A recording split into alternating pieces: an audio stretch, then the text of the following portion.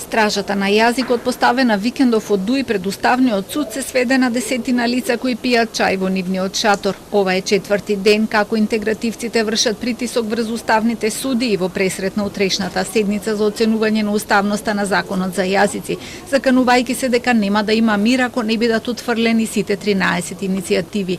Нивните пораки председателката на државата денеска ги нарече партиски, лични и субјективни. Побара политичарите да го остават Уставниот суд да работи согласно Уставот и Деловникот. Одлуките на Уставниот суд се конечни и извршни и лидерите на партиите и политичарите треба да се воздржат од коментари.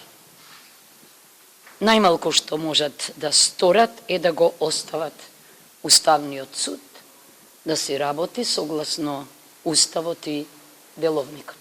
Премиерот пак повторно апелираше до јавноста да не наседнува на провокациите од Дуи и да не очекува дека утре ќе се случи нешто драматично. Образложи дека процедурата што ќе претходи на конечната одлука во Уставниот суд може да трае со месеци, па дури и со години, а за да се дојде до конечно решение, најпрви надлежниот судија треба да им го објасни случајот на своите колеги, пошто следат јавна дискусија и подготвителна седница.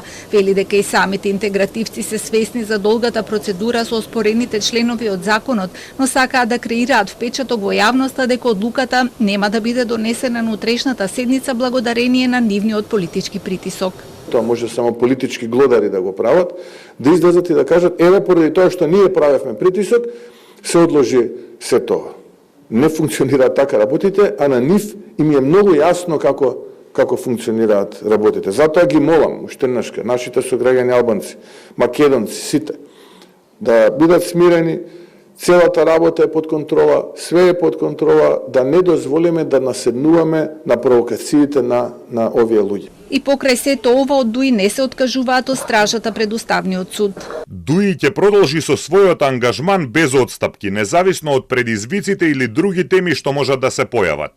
Прашањата што ги засегаат правата и благосостојбата на граѓаните се над секој друг обид и бараат целосна посветеност и непрекинат фокус.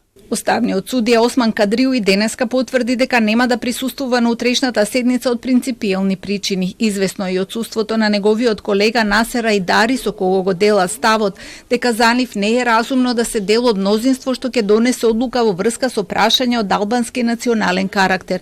Сушност со своето отсуство ќе се обидат да ја блокираат постапката, откако Уставниот суд уште пред 2 години има донесено заклучок дека за секој предмет од посебно значење за граѓаните треба да се одлучува со учество на сите 9 судии.